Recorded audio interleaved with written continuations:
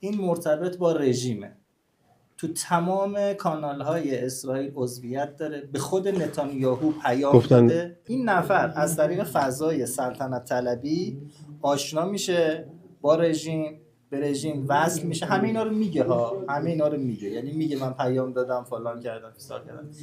عرضم به حضورش تو جنگ 12 روزه خیلی فعال بوده. جنگ فکر میکنم نمیدونم، فکر کنم جنگ فلسطین و اینا بود، فکر کنم.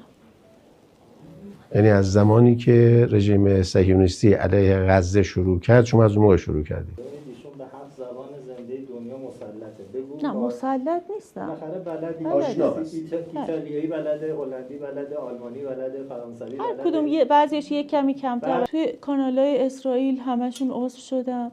که چی بشه؟ اسرائیل علیه غزه شروع کرده، شما خبرش بدین که چی بشه؟